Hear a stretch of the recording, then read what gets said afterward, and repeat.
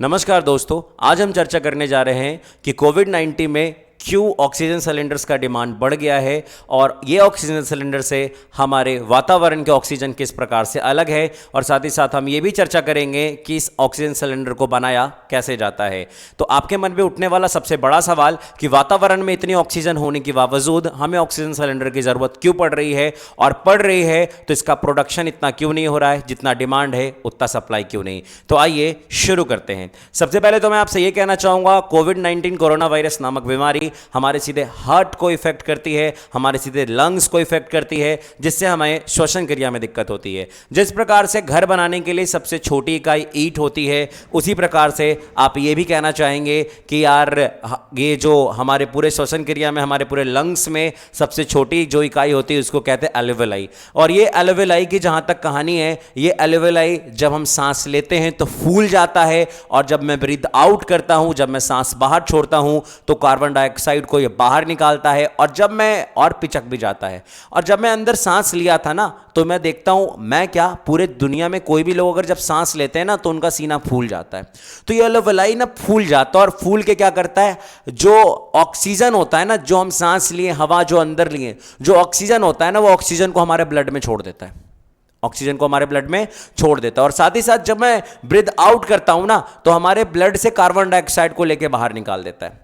लेकिन इन सब में इन श्वास को लाने वाली जो नली होती है ना, जो यहां से नोज से लेकर बिल्कुल यहां तक जुड़ी हुई है, उसमें होता है एक सेल जिसका नाम है एपिथेलियल सेल्स। और ये कोरोना वायरस ना इसी सेल पे अटैक करता है। देखो, ये ऐसे सेल रहता है, ठीक है, और कोरोना वायरस ना इसी सेल पे अटैक करता है, और अटैक के कारण ये क्या होता है, ये इतना इफेक्टेड हो जाता है, और ये इफेक्टेड के कारण ये सूज जाता है। और सूजन के कारण मैं आपको बताना चाहूंगा कि हमारी जो नली का साइज है वो काफी छोटा हो जाता है। यानी कि पहले जहां से जितने बड़ी नली से हवा आ रही थी, अब नली का साइज छोटा हो जाएगा, तो ऑब्वियस सी बात है कहां से हवा आएगी उसमें। आप खुद सोचिए, कभी आप अपने बागीचे में पानी दे रहे होते पौधों को, तो कभी पानी कम आता है तो आप क्या कहते हैं, देखो भाई कहीं से पाइप तो मुड़ा नहीं होगा, तो वहां तो आपने ठीक कर दिया, लेकिन ये भैया आपका श्वसन क्रिया, इसको थोड़ी ठीक कर लोगे वैसे वैसे करके।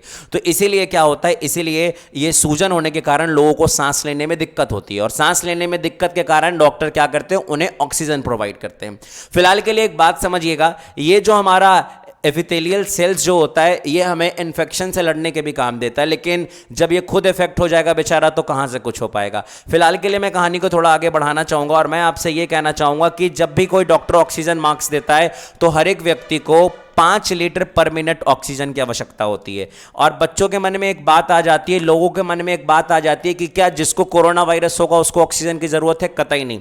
जितने भी एक्टिव केसेज हैं, जो अभी 20 लाख से ज्यादा हैं, उसमें से मात्र 5% लोगों को ऑक्सीजन बेड की आवश्यकता है, लेकिन उनकी संख्या ही 1 लाख हो गई है। तो आप खुद सोचो, जिसके कारण क्या हो रहा है, जिसके कारण लोगों की ऑक्सीजन सिलेंडर की शॉर्टेज हुई नजर आ रही है। अभी हमारे पास प्रेजेंट में पर डे 4000 मैट्रिक टन, लगभग 4000 मैट्रिक टन ऑक्सीजन चाहिए, लेकिन हमारी कंट्री उतनी सक्षम नहीं है कि वो प्रोवाइड कर सके। इसलिए सरकार ने नए नए फैसले भी लिए हैं, और साथ ही साथ उन्होंने कुछ नया नया काम भी किया। इस पे हम लोग डिस्कस करेंगे, लेकिन आगे फिलहाल के लिए अब बात करेंगे ऑक्सीजन सिलेंडर बनाया कैसे जाता है। आपको तो लग रहा होगा अरे हवा लेंगे और भर लेंगे, बेटा ऐसा नहीं होता है। हमारे वायु में, हमारे वातावरण में सबसे पहले मैं आपसे यह बताना चाहूंगा कि 78% नाइट्रोजन और 21% ही ऑक्सीजन होता है। और साथ ही साथ इसके अलावा भी बहुत सारे गैसेज होते हैं, मैंने उनके बारे में चर्चा यहां नहीं किया। हमारा मेन मकसद यहां ऑक्सीजन से है।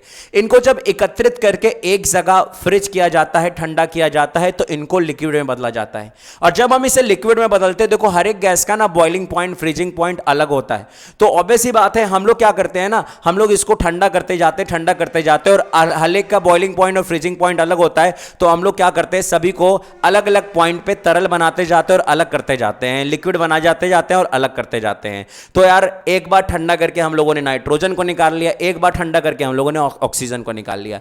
जब हम ऑक्सीजन निकालते हैं तो उसमें से क्या करते हैं, उसमें से जो धूलकण, मिट्टी, तेल वगैरह होता है उसको भी छांट लेते हैं, और शुद्ध इसे 98% तक प्यूरिफाई कर देते हैं।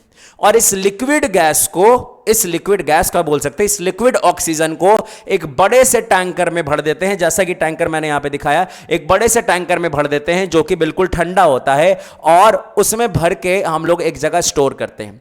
उसके बाद क्या होता है, इसको फिर बेटा क्या होता है, इसको फिर से लिक्विड को गैस में बदला जाता है, और इस छोटे छोटे सिलेंडर में भर के जहां जहां जितनी डिमांड होती है वहां वहां उतना सप्लाई कर दिया जाता है। फिलहाल के लिए मैं आपसे एक बात यह कहना चाहूंगा कि आपके दिमाग में यह आता होगा कि सर ये कितना परसेंट तक सोच हो जाता है, तो ये 98% तक प्योर हो जाता है। First point. दूसरी पॉइंट, आप कहोगे सर ये तो इतना आसान प्रोसेस है, कितना भी कर लेंगे, लेकिन इसके लिए बेटा बहुत बड़े प्लांट की आवश्यकता पड़ती है, और उतना हमारे पास जितना डिमांड है उतना हम लोग सप्लाई नहीं कर पा रहे हैं। साथ ही साथ एक ऑक्सीजन दो प्रकार का होता है, एक मेडिकल यूज होता है और एक कॉमर्शियल यूज का भी होता है। तो कॉमर्शियल यूज के जितने भी ऑक्सीजन है सरकार ने अनिश्चितकालीन अभी तक बंद कर दिया है कि भाई कॉमर्शियल यूज के लिए कोई भी ऑक्सीजन इस्तेमाल नहीं किया जाएगा, और सरकार भिन्न भिन्न जगह से अलग अलग जगह से ऑक्सीजन मंगा रही है। जैसा कि आप देख पा रहे होंगे, सरकार ने एक नई गाड़ी भी चलाई है ऑक्सीजन एक्सप्रेस के नाम पे, जो कई मैट्रिक टन ऑक्सीजन को लेके आ रही है अलग अलग जगह से। साथ ही साथ हमारी जितनी फाइटर प्लेन है वो भी अलग अलग जगह से ऑक्सीजन सिलेंडर इंपोर्ट कर रहे हैं। और साथ ही साथ मैं आपसे ये भी कहना चाहूंगा कि इस पैंडेमिक सिचुएशन में प्लीज आप लोग घर ही में रहें, बाहर ना निकलें, 2 गज दूरी मास्क से जरूरी से भी ज्यादा इंपॉर्टेंट है। एकांत इज बेटर देन देहांत। तो एक बात और भी याद रखिएगा, शांत, साफ और सीधे स्वभाव में आप लोग हमेशा एक पॉइंट को याद रखिएगा। कौन से पॉइंट में, वो ध्यान दीजिएगा।